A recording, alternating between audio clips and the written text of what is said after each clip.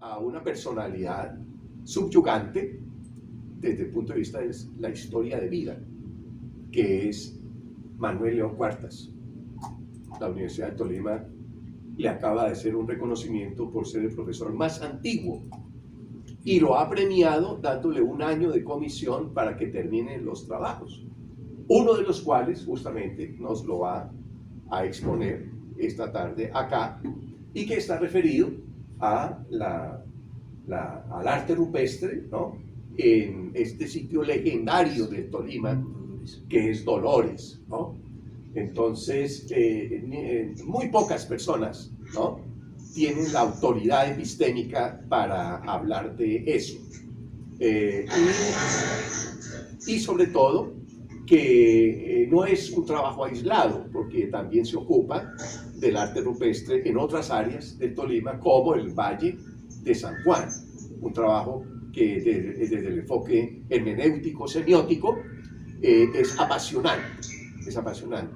Ya tendremos oportunidad de pronto hoy escuchar algunos avances, pero por lo pronto queremos agradecerle su presencia al auditorio virtual, agradecerle su presencia, y pues nos conectamos ya a la voz de nuestro expositor, el maestro Manuel León, que no quisiera desaprovechar la oportunidad para decir que es una de las pocas personas con las cuales durante mi vida activa en la universidad mantuve una comunicación fluida en entrevistas y cosas de su historia de vida, de la historia de la universidad, de modo que lo que concluyo es que una de las fuentes orales más ricas, mejor documentadas sobre el trasegar de la Universidad de Tolima es el maestro Manuel León, que entre otras cosas pues supo aprovechar muy bien este momento de la rectoría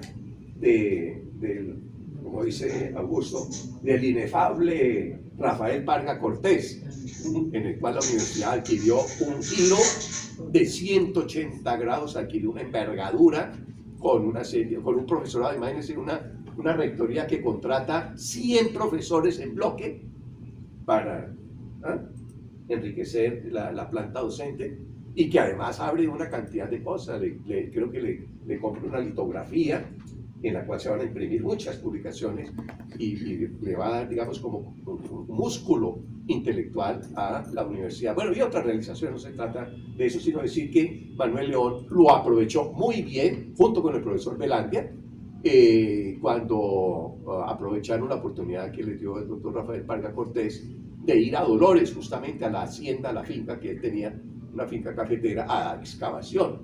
De acá es que resultan los trabajos que hoy nos va a presentar el maestro León. Entonces, muchas gracias. Manuel León, bienvenido. Buenas tardes. Buenas tardes. Bueno, hablar de esto es remontarme 60 años atrás, cuando empezamos con César Belandia a trabajar todo lo que es el Valle de Ambicá, porque allí en el Valle de Ambicá, supuestamente nosotros no sabíamos eso,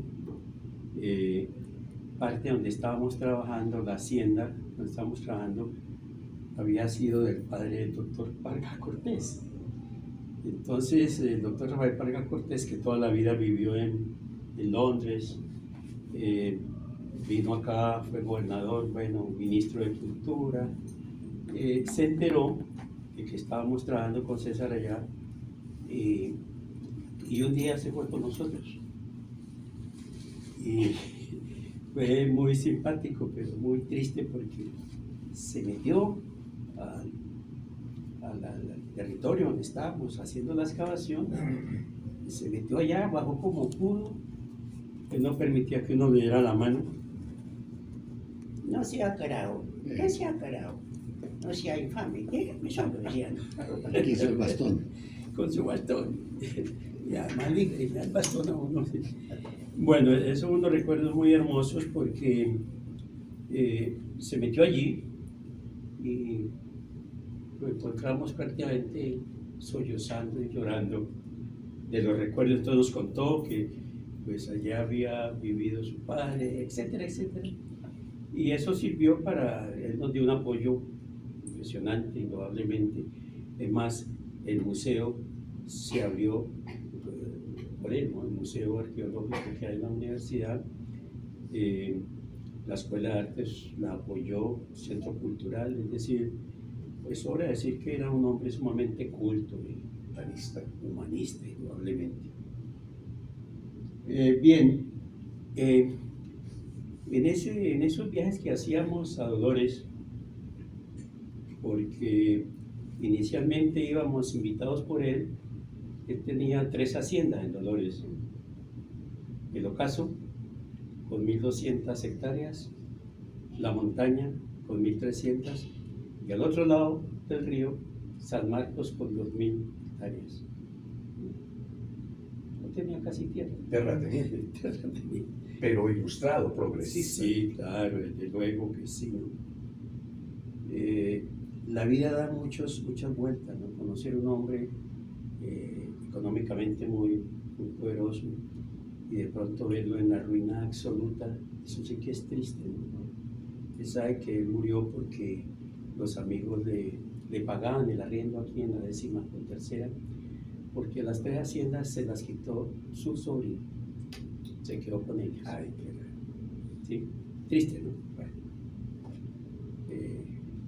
no sabe para quién trabaja ese dicho, nadie sabe para quién trabaja. Bueno, esta situación de haber conocido al doctor Parga y de apoyarnos en toda la parte arqueológica con César, nos permitió precisamente con esos viajes a Dolores que hacíamos, invitado por él, nos prestaba su jeep que tenía. A mí me llamó mucho la atención con César, indudablemente, en las correrías que hacíamos por diferentes lugares, ver algo que a mí personalmente me llamó mucho la atención. Nosotros íbamos buscando de pronto pictogramas y petroglifos, ¿no? Los pictogramas son pinturas hechas en las rocas y los petroglifos son grabados.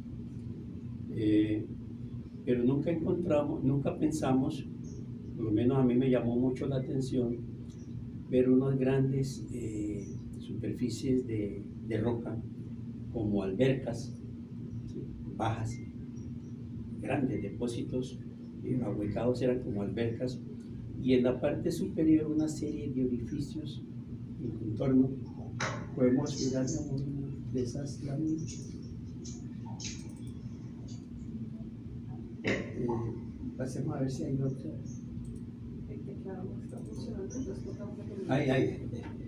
Los puntos negros, ¿sí? Son oquedades, son pequeños pozos de 2-3 centímetros de diámetro por igual profundidad. Todo esto. Desde arriba es uno más grande, ¿no? Allí el agua cuando llueve se deposita y se derrama, ¿no? Y va al suelo, obviamente. Entonces, inicialmente yo no entendía por qué eso, ¿cierto?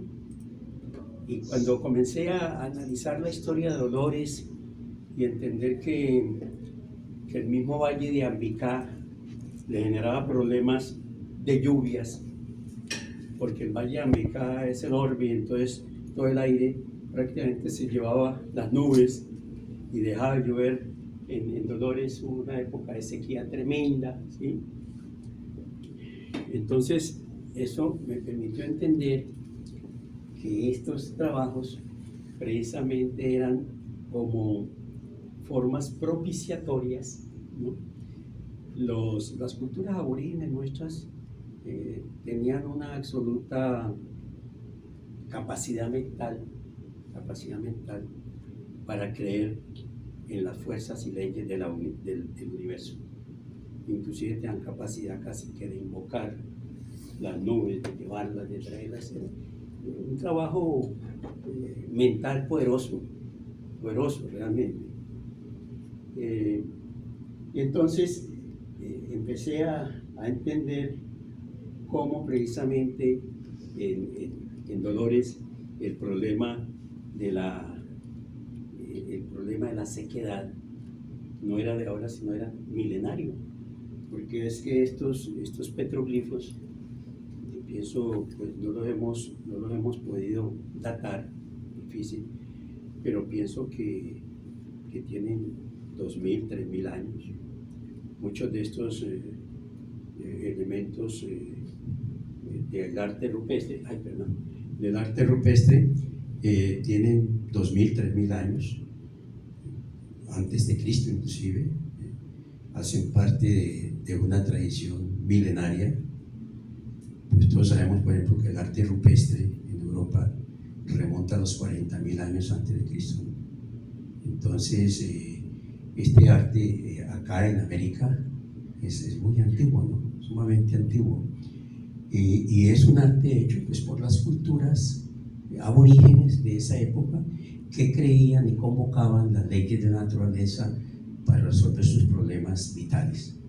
Entonces, como llovía muy poco, era necesario convocar las fuerzas de la naturaleza, espiritual de la naturaleza, para propiciar la lluvia. Y una de las maneras propiciatorias de la lluvia fue a través del arte, de este arte rupestre, ¿no? Vemos.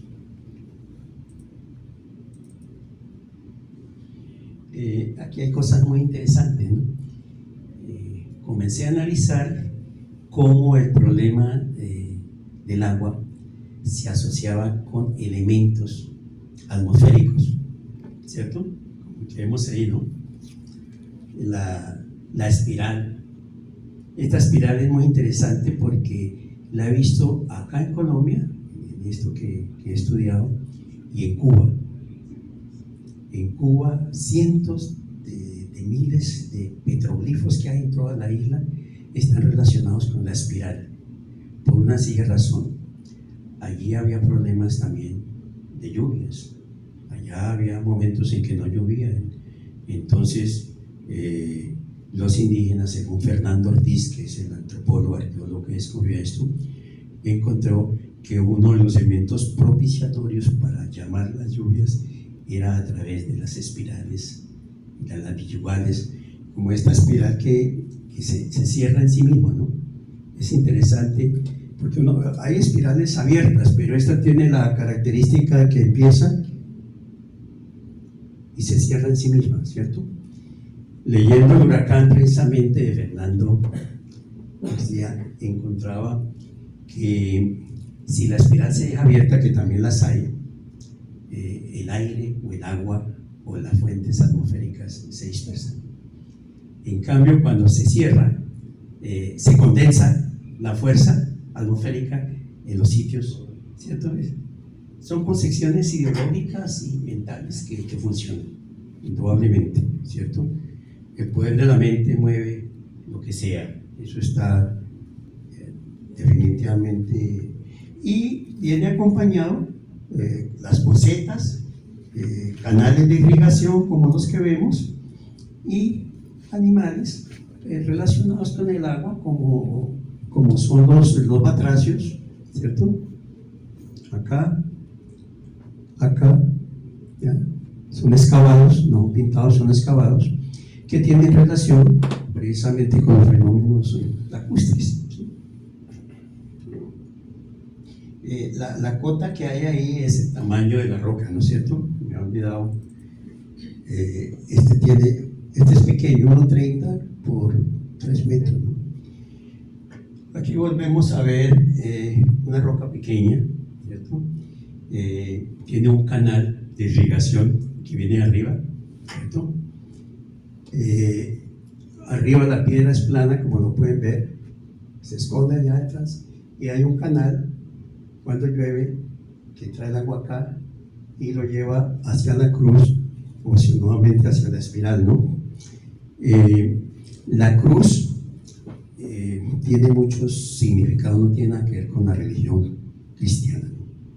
Nada de eso, ni con concepciones religiosas, a no ser que nosotros pensemos que la ideología del ser humano era una especie de religión, ¿cierto? Religare, religión viene religare, ¿cierto? El pensamiento con la realidad, ese es el término de religión, ¿no es cierto? Entonces era ligar su pensamiento con la naturaleza misma que propiciaba las lluvias y el riego de la tierra para que germinaran las plantas, ¿no? Entonces esa cruz tiene que ver con eso, ¿no? Es regar el agua, llevarlo a la cruz. Pienso que esta cruz tiene mucho que ver con la Cruz del Sur, que es muy significativa para nosotros, y esto tiene que ver con una leyenda del Suri y una leyenda que tiene que ver con el saco de carbón, que es una constelación interesante, que tiene que ver con las lluvias, con el agua, con la atmósfera, etcétera, etcétera. Bueno.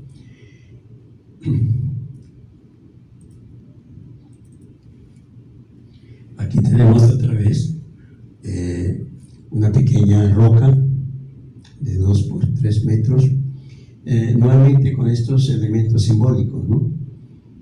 Unas espirales, aquí hay espirales abiertas y hay una espiral cerrada, la de arriba, ¿sí?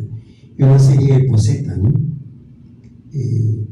Todos estos elementos indican problemas atmosféricos y precisamente son hechos. Esto pues me llevó muy a la conclusión de que si en este momento en que estuvimos allí trabajando hace 40, 50 años existía la sequía y estos grabados tienen 2000, 3000 años, pues es un problema de mucho tiempo atrás que había que resolverlo de alguna manera, ¿no?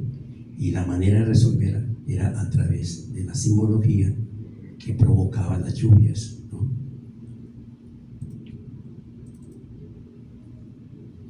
Igualmente tenemos acá otra pequeña roca, bueno, no tan pequeña, tiene 50 por 3, con una escotadura, recoge el agua arriba, la baja para que humedezca la tierra, y un pequeño como lagartijo y unas formas realmente de ¿cómo se llama?, de espirales unidas, ligadas, que tienen que ver con las fuerzas atmosféricas, la unión de los aires para propiciar o llevar las nubes a otro sitio, ¿no?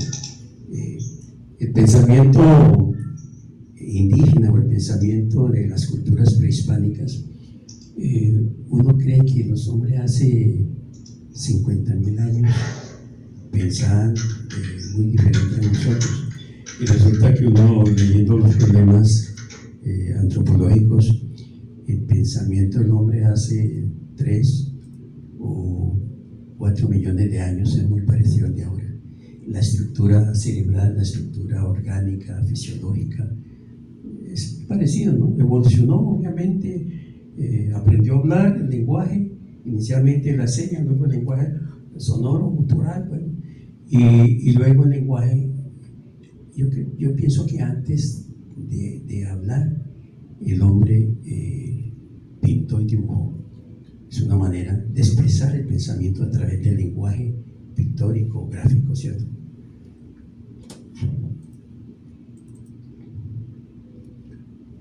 Otra piedra relativamente 5.50. Ahí tenemos otra serie de elementos, escotaduras, las posetas, arriba los batracios, ¿sí? Allá hay una especie de rana, relacionados con el agua, ¿no? La rana, los sapos, los lagartijos tienen relación. Bueno, el lagartijo tiene una característica, y es que el lagartijo, las lagartijas necesitan todos los días consumir mucha energía solar. Entonces yo veía cuando iba para estas excavaciones cómo encontraba uno en ciertas rocas 5, 6, 8, 10 lagartijas quietas, media hora, una hora, recogiendo el calor, porque cuando veían que venían los depredadores, ¿no?, se escondían inmediatamente, se metían en su cueva, ¿no?, salvada. Entonces eso me interesa porque realmente son consumidores de mucha energía, necesitan mucha energía, ¿no? Y aquí precisamente cerca, en el Valle de San Juan, si no me equivoco, ese petroglifo que hay ahí, que entre otras cosas está mirando hacia la puesta del sol, hacia la salida del sol. Tiene una lagartija que tiene 5 metros de largo por 2,90 de ancho, con unos brazos de unas excavaciones de 30 centímetros y profundas. Es un grabado tremendo, precioso. Y entre sus patas hay pequeñas lagartijas, ¿no? Hijitos, ¿no? Pero hay una cosa interesante que me llamaba la atención, que en ciertas partes hay la mitad de un lagartijo, la cabecita y las patas de adelante, y eso es que le olvidó hacerlo, no quisieron. Resulta que en la parte de abajo están los quirópteros, los murciélagos, inclusive parados en sus 2 patas, ¿no? ¿Cierto? Y se supone, porque en la parte de arriba hay otros quirópteros pintados, que esas lagartijas fueron consumidas por los quirópteros, ¿sí? O sea, es el alimento de los quirópteros, los lacértidos. Entonces los presaban allí, ¿no? No era que los dibujos fueran sin terminar, no era el concepto plasmado allí, ¿no? Es interesante todo eso, ¿no? Me parece que, además, porque esto es un lenguaje que nos comunica unos pensamientos de tipo religiosos, entendiendo por religión, como les explico, la relectura de la realidad por conveniencia y por necesidad propia, ¿no? Una cadena alimenticia. Sí, correcto, es toda una cadena alimenticia, exactamente, fundamental para la subsistencia humana, ¿no? Y de los animales mismos, ¿no? Bueno, este petroglifo es una roca de 3, está vertical, ¿sí? Y abajo están nuevamente círculos concéntricos, estos están cerrados, círculos concéntricos, y una serie de posetas, ¿no? Los círculos concéntricos y las posetas tienen que ver con los fenómenos atmosféricos, con el viento, con el agua, con el sol, con las lluvias, con todo lo que alimenta la tierra, probablemente. La piedra de los muñecos se llaman los campesinos esta piedra. Aquí muestra una serie de signos, de símbolos. Arriba una especie de villugal.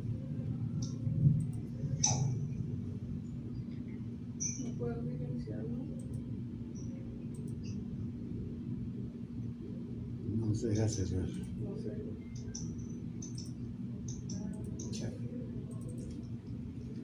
Bueno, la imagen de arriba, la primera, es una doble voluta, ¿cierto? El maestro Velarde hizo un estudio sobre eso. Bueno, es posible que desde el punto de vista de eso tenga sentido, pero la Villugal, además en San Agustín hay una escultura donde precisamente la Villugal está haciendo parte como de las trompas de falopio de la mujer, ¿sí? Entonces uno puede pensar que son trompas de falopio, la Villugal, ¿no? Que tienen que ver con el origen de la vida, con la vida misma, ¿sí? Esa es la interpretación semiótica que uno puede hacer, ¿no es cierto? Siendo correlacionándolo con otro. Los triángulos, estos triángulos son muy característicos allá, ¿no? El triángulo invertido, y significan, estoy leyendo, significan la tierra, ¿no? Entonces son como especie de parcelas los triángulos, ¿no? Como la tierra viva, que a la vez significa o simula un reptil, ¿no es cierto? Ahí hay que poner un poco de imaginación para poder entender el significado de estas expresiones, pues que son complejas a veces, ¿no? Hay una serie de elementos que pueden ser serpientes, hay una especie de figura que uno no sabe si es humana, si es esta del centro, ¿cierto? Que propicia, está relacionada con un cuerpo abstracto de un batracio. Bueno, hay una serie de elementos abstractos complejos, lagartijos, ranas. De pronto hay ranas sin cabeza, sin cola. La significación iconográfica e iconológica del arte rupestre es muy compleja a veces, porque es tratar de entender y leer el pensamiento de culturas aborígenes de mucho tiempo atrás, cuyo pensamiento pues nosotros nos aproximamos, pero una cosa aproximarse va a estar dentro de la posibilidad real de lo que el símbolo significa para ellos. Uno puede acercarse un poco con la lectura nuestra de hoy en día, pero eso no tiene nada que ver con la lectura de hace 3000 años atrás, ¿no? En fin, puede estar muy parecida, ser muy parecida. Aquí es interesante esta imagen, me parece muy bella. Yo le hice un trabajo. Esta es la imagen que el maestro Belandi utilizó para el símbolo del Museo Arqueológico, ¿no? Pero es muy simpática. Voy a hacerle la lectura. ¿A qué se parece esa figura? Ahí vieron que es un venado. Es un venado, sí. No tiene patas, tiene plumas. O sea, es un venado que vuela. Tiene 3, 6, 9, 12, 15, 18, 22, 24, 27, 30 círculos. ¿A qué hace alusión los 30 círculos? A los 30 días del mes, ¿cierto? Está volando. ¿Por qué está volando? Porque lo que vemos arriba, ¿qué será?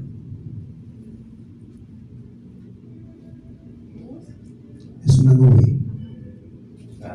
Es una nube, ¿sí? Entre otras cosas, una nube representada por reptiles pequeños, por una serie de elementos, ¿no?, que conforman la nube. Entonces, en ese lugar, que es un lugar de mucha sequía, este venado, que entre otras cosas ya es un alimento vital para los campesinos, los indígenas, y es un venado pintado precisamente, tiene pintas muy especial, ¿no? Nos está haciendo el favor de herir con sus cachos la nube para que llueva. Esa es la interpretación que le he dado a esto, pues, de lo más próximo posible. Y fíjate que no tiene patas sino plumas, ¿no? Entonces, las imágenes y el arte sirve para soñar, para volar. Y el arte precisamente es una especie de expresión del pensamiento que no tiene límites, no tiene límites. Todo el arte, por ejemplo, de las cavernas de Lascaux son impresionantemente hermosos. Me acuerdo, iba a traer unas imágenes de unos bisontes que hay en las cuevas de Lascaux, de un realismo absoluto, pero que tiene una característica: están, como dicen los antropólogos, matado in situ, o sea, muerto allí, porque el hombre que las hizo, los hombres, le colocaron flechas, los echaron. Entonces, esa mentalidad de pintar un elemento que es un bisonte, un animal enorme de 500 kilos o más, carne de ellos, para herirlo in situ, implica que cuando salían a cazar, el animal estaba ya próximo a expirar y era más fácil la caza. Todo ese concepto, digamos, de la homeopatía, de la simpatética, de todos los elementos que la magia, ¿no? La magia que viene de imago, de imagen, ¿cierto? No tiene nada que ver con el demonio ni con las brujas. La magia es producto del imago. El imago es una estructura mental que produce elementos imaginarios que tienen que ver con la realidad, porque todo lo que uno imagina y transforma necesariamente tiene relación con la realidad. Uno no puede transformar algo que no conoce, ¿cierto?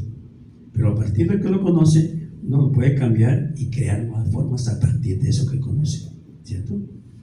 Entonces, estos elementos son unos imaginarios que tienen que ver precisamente con la posibilidad de provisionar a estas culturas del agua que es vital para ellos, sobre todo en esta parte que es tan seca, tan árida, ¿no? Ahí tenemos otra vez el venadito, ¿sí? Volando nuevamente, ¿no? Con plumitas abajo y con sus signos dentro del cuerpo. A la hora ya pues unas posetas que tienen que ver con el agua, con la necesidad precisamente de este alimento tan importante. Nuevamente una roca con posetas articuladas, con un sistema de irrigación, está en la parte superior de la piedra, ¿no? Entonces estas posetas que son grandes recogen el agua y la riegan y la llevan al suelo, ¿no?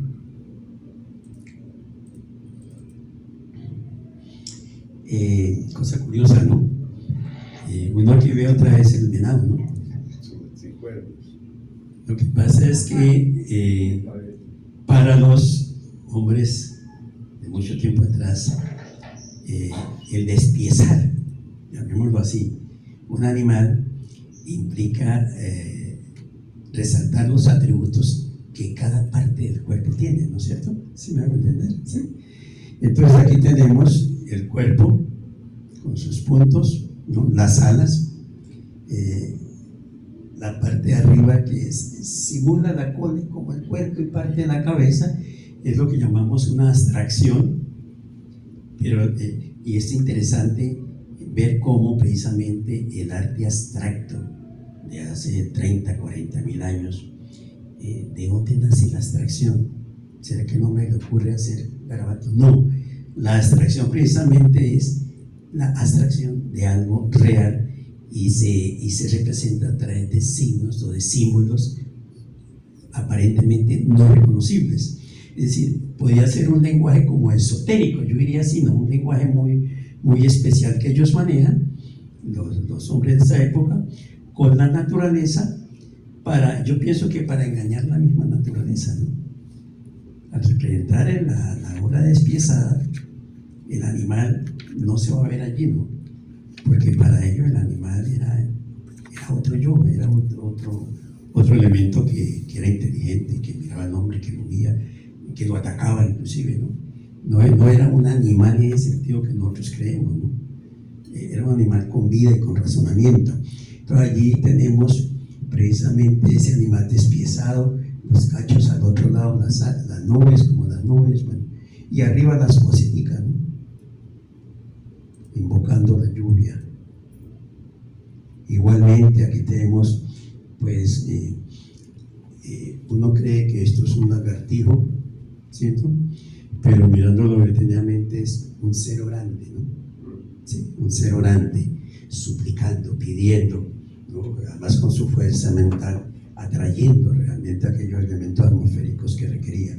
Y al otro lado están los elementos abstractos que hacen parte del cuerpo del venado, ¿no? No está el venado, pero uno da cuenta que son las plumas, son las patas al revés, bueno, en fin. Las poseticas, que están pues haciendo parte de toda la ofrenda, el sistema ofrendatorio que ellos tenían a través de estas obras, ¿no? Igualmente, bueno, este orante, ¿sí? Aquí volvemos a ver los elementos del venado, pero dispersos, ¿no? El cuerpo con sus puntos y abajo como la nube, ¿cierto?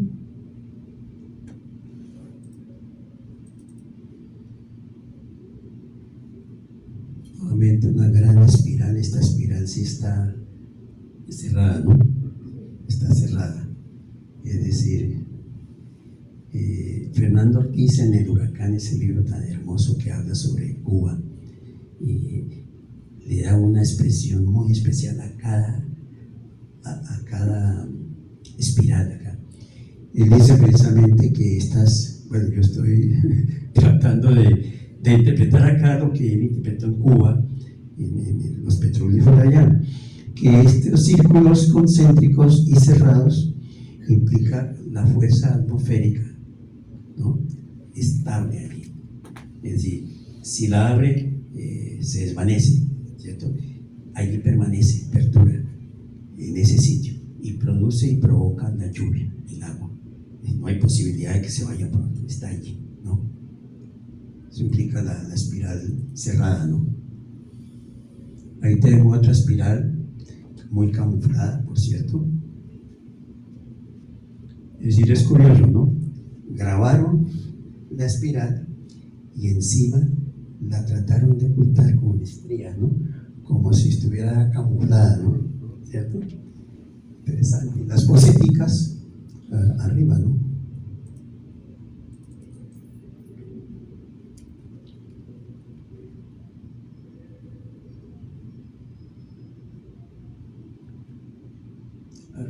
Arriba están en la parte de arriba una serie de posetas, ¿sí? Una posetica grande y pequeñas posetas que irradian y que riegan pues la superficie terrestre.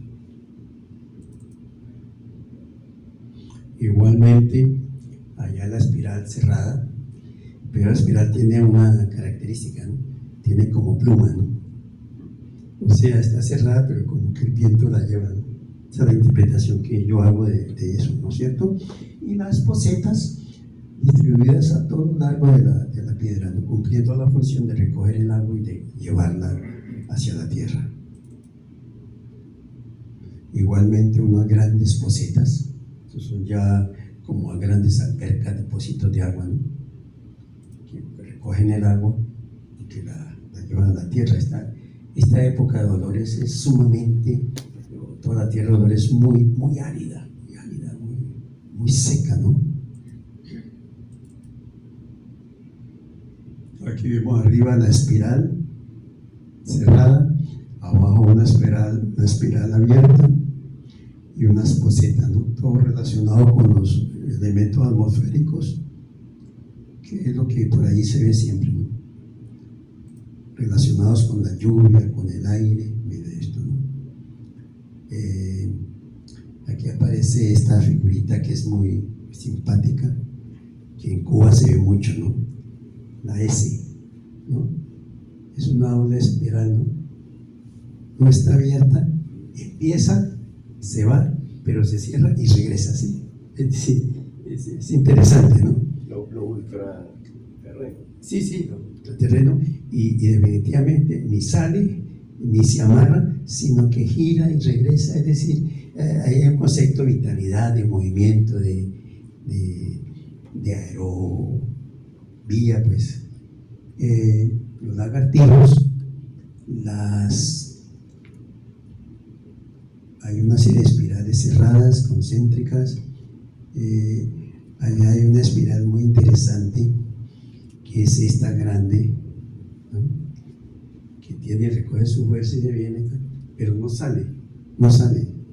¿Por qué? Por el punto, ¿no? Bueno, acá está. Esto lo entendí mirando un poco el concepto de la imagen. Uno como pintor trabaja con el dibujo, con el punto, con los elementos compositivos del arte, y no es lo mismo un punto pequeño que un punto grande, no una línea vertical que diagonal. Es decir, todos los elementos pictóricos tienen un lenguaje per se, ¿no? Que hay que saberlos emplear, ¿no? Y los aborígenes nuestros con mayor razón, porque todo esto es un lenguaje que comunica, ¿no? La intención es comunicar para ellos, para la comunidad, ¿no? Entonces esa espiral está propiciando a esa imagen que parece un gran batracio, ¿cierto? Pero a la vez parece un elemento humano. Hay como una, como dijera yo, una articulación entre el batracio y el ser humano, ¿no? El cuerpo, la cabeza está ligada al cuerpo, y esa cabeza no es propiamente batracio, parece un ser humano. Una analogía. Sí, una analogía, correcto.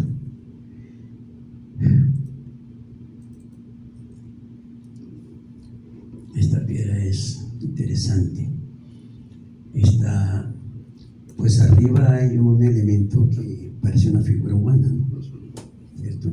Es como el esquema de una figura humana que hay arriba, ¿ya? Sí.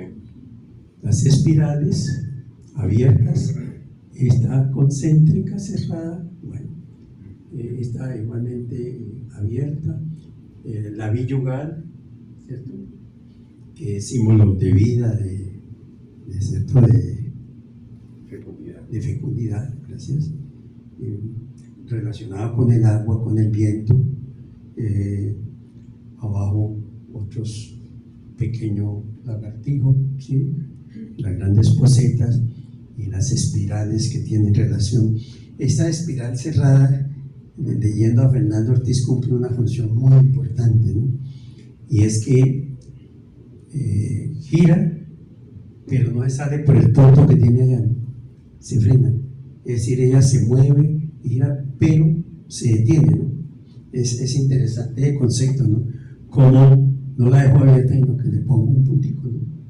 Punto, entonces regresa, ¿no?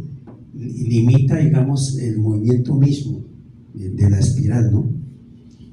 Aquí vemos, bueno, varias espirales, esa enorme espiral abierta, ¿no? Esta otra de acá, algunos elementos como lagartijos ligados a las espirales, ¿sí? Una serie de este elemento es este mismo, ¿no? ¿Ya? Otro lagartijo, bueno, espirales, todos relacionados con el problema del agua, ¿no? Y con el problema atmosférico. Los lagartijos, los lagartos, más que relacionados con el agua, están relacionados con el sol. Es decir, ellos necesitan, como les digo, son de sangre fría, ¿no? Entonces necesitan tomar mucho tiempo el sol. Entonces uno va y la encuentra ya, pues están tomando sol para cargar energías y volver a la oscuridad, ¿no? Porque cumplen la función de ser diurnos y nocturnos, o ser diurnos pero vivir en la oscuridad, ¿no es cierto? Salen a tomar energía.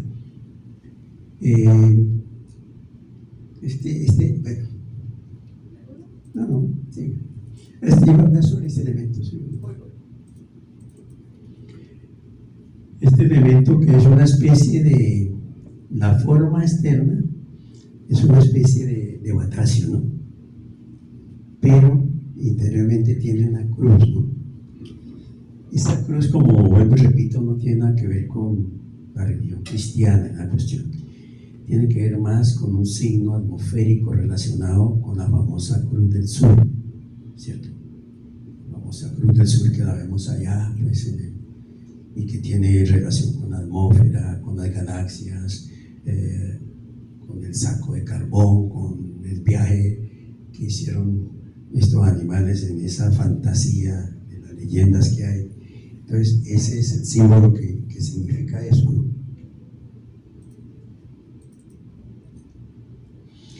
Otra gran espiral dominando pues todo el panorama de esa roca, arriba una espiral cerrada, ¿no? Una especie de lagartija agarrada a la parte inferior con una circunferencia, bueno, otra serie de espirales, todo relacionado con los vientos y con la lluvia, ¿no? El agua.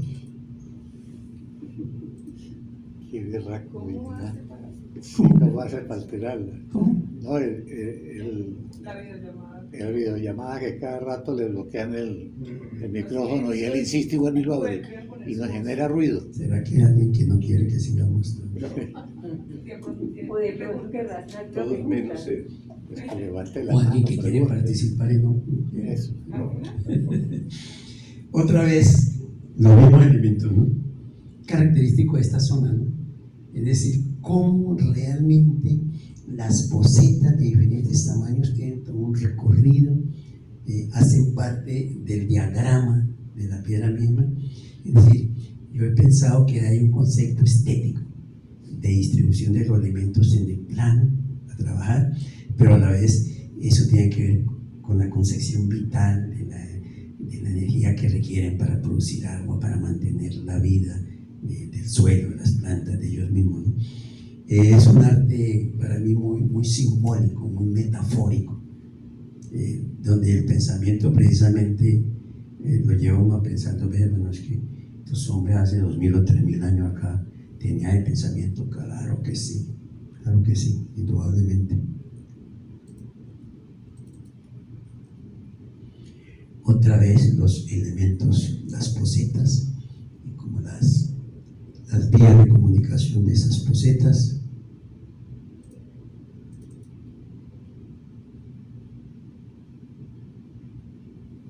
La piedrita es relativamente pequeña, 2 metros, pues es pequeña, ¿no? Y es curiosa, ¿no?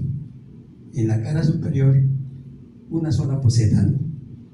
Como sería, además la cara superior da hacia el plano solar, ¿no? Entonces, como la poseta que está diciendo, por favor, caliénteme, ya, deme vida, ¿no? Es muy curiosa esa piedra, ¿no? Me pareció muy curiosa y por eso la traía.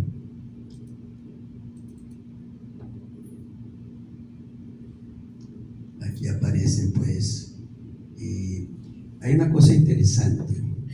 Muchas de estas fisuras que tienen las rocas son aparentemente naturales, o son naturales pero trabajadas.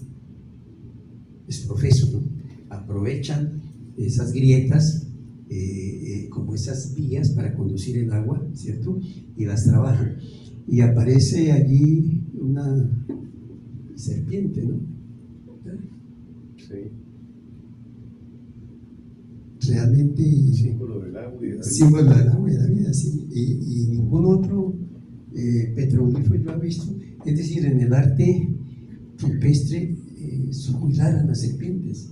Son más comunes los batracios, sí, claro. Pero las serpientes son muy extrañas. Me pareció curiosa esa serpiente ahí, ¿no? Relacionadas con el agua, con todo lo que implica.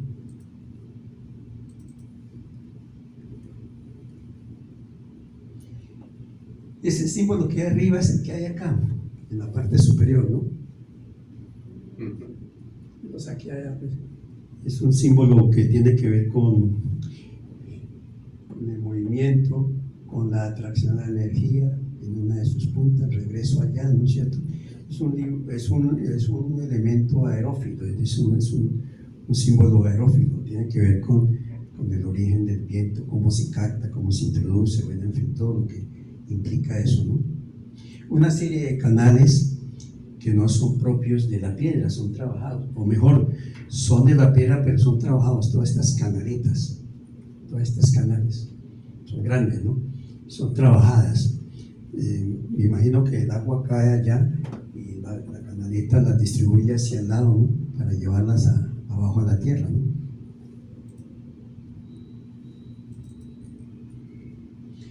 Otra vez el símbolo allá de la espiral cerrada con unas posetas a los lados, la parte superior.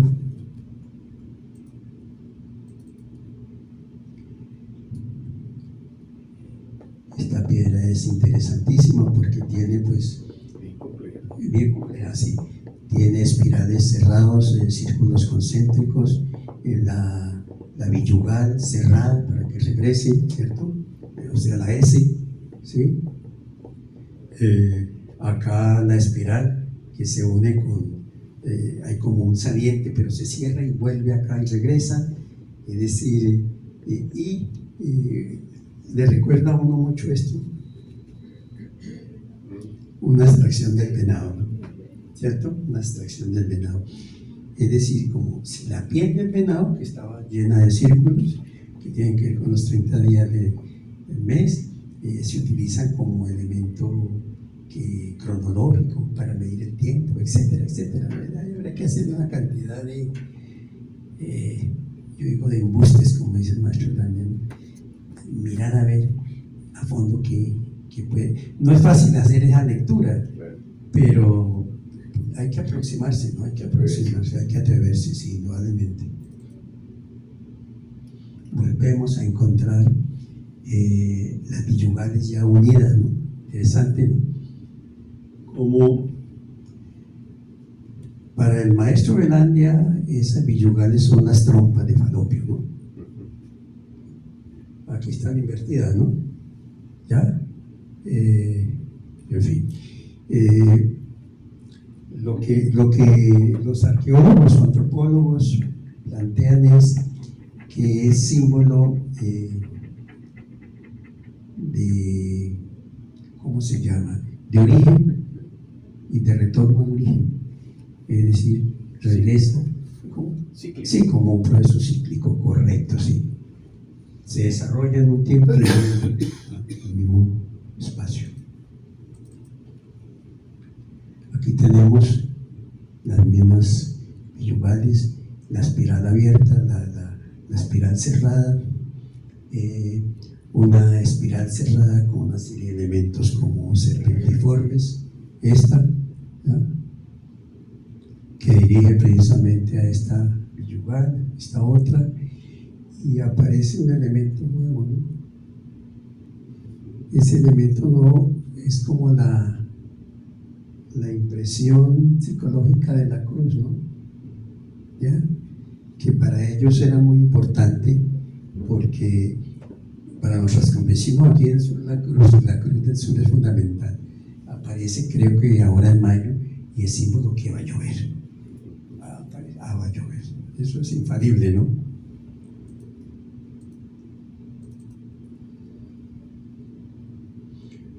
Otra serie de elementos villugales, de espirales, bueno, los mismos elementos se repiten, ¿no? Siempre son elementos atmosféricos que tienen que ver con el agua, lacustre, bueno, se unen, se ligan, ¿no? La capacidad creativa del hombre está en unir dos elementos que siguen siendo los mismos, pero al unir dos elementos cambia el concepto, lo amplía, ¿no? Claro. Lo amplía, sí, correcto. Produce la realidad figurativa. Correcto, a través del símbolo, ¿no? Y esta es una piedra muy curiosa, ¿no? Tiene una gran excavación en el centro, eso es como una oquedad, y a un lado están precisamente los famosos triángulos, ¿no?, que simbolizan la tierra. En Trasguasa, ese triángulo significa la tierra arada, ¿sí? Y abajo, pues, una serie de lagartijos, ¿no?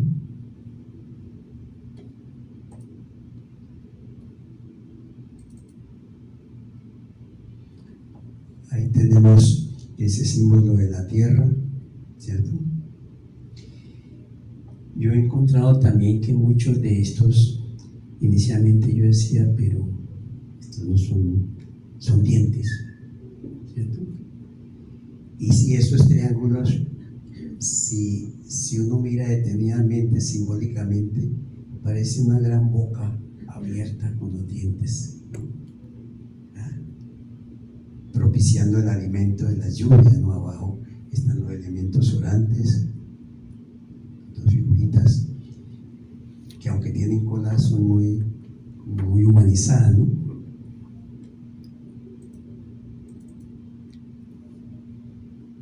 Este es otro petroglifo enorme, más complejo, ¿no? Porque tenemos esa famosa línea que tiene que ver con el movimiento cíclico, ¿ya?, unido a las espirales que luego se bajan con el mismo movimiento a la inversa y suben, ¿cierto? Es decir, es como un recorrido vital del aire, de la atmósfera, del agua. ¿Cómo? De la luz. Sí, claro, de la luz, indudablemente que sí. En esto realmente la luz juega un papel importantísimo, porque, es decir, una cosa importante de estos pictogramas o petroglifos es que están en lugares no escondidos, sino en lugares muy vistosos, a pleno día, ¿no? Otra cosa sucede cuando encontramos pictogramas o pictografías en cuevas, ya es otro concepto, ¿no? Pero la mayoría de petroglifos están al aire libre, ¿no? Son como invocaciones atmosféricas y ecológicas, sí, correctamente.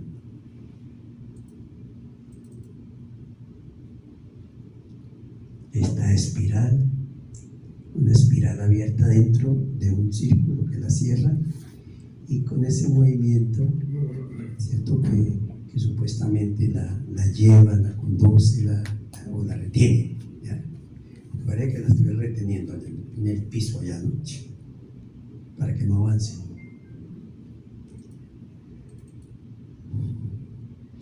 Y este es el último, la última. Esta es, yo le puse el petroglifo de la rana.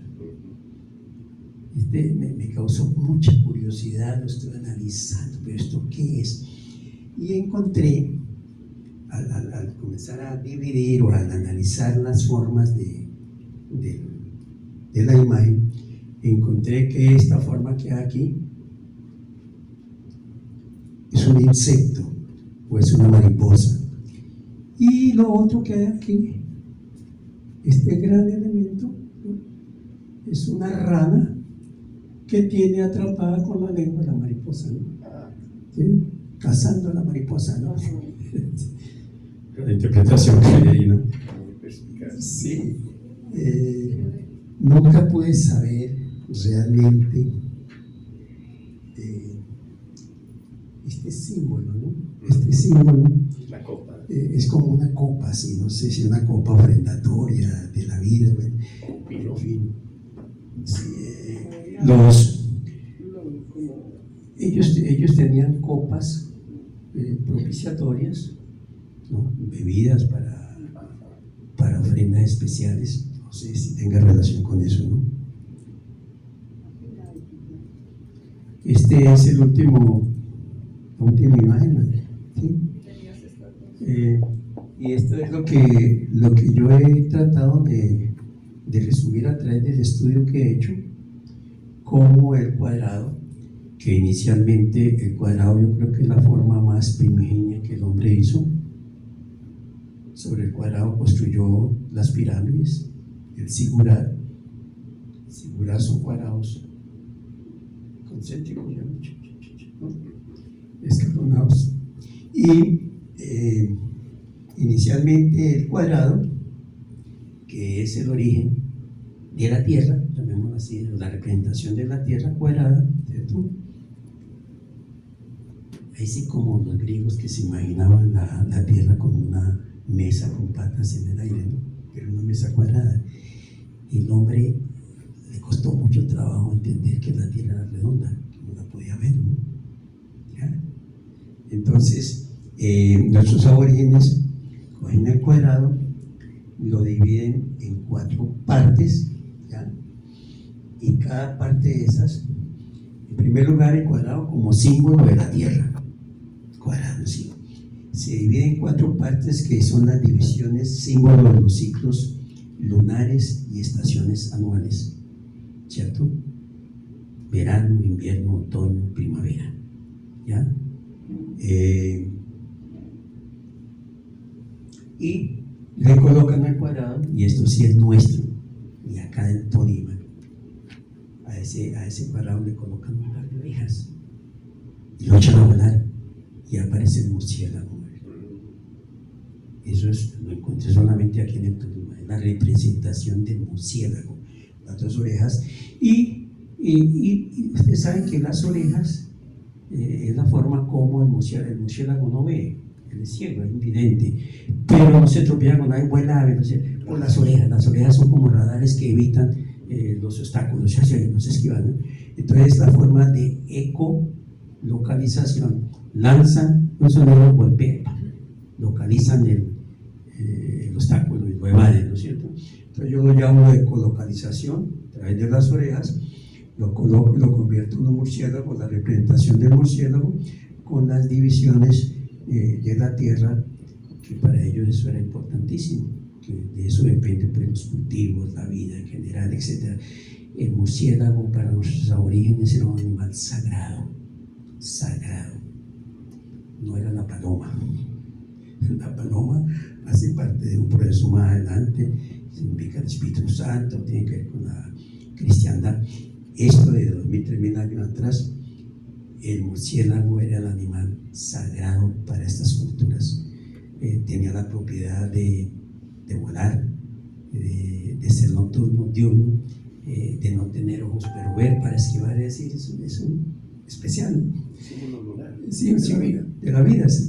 Y este símbolo es nuestro aquí del Tolima. Aquí lo encontré yo y lo traje, parece muy interesante. Por eso lo traje como para finalizar esta pequeña charlita. Muy interesante.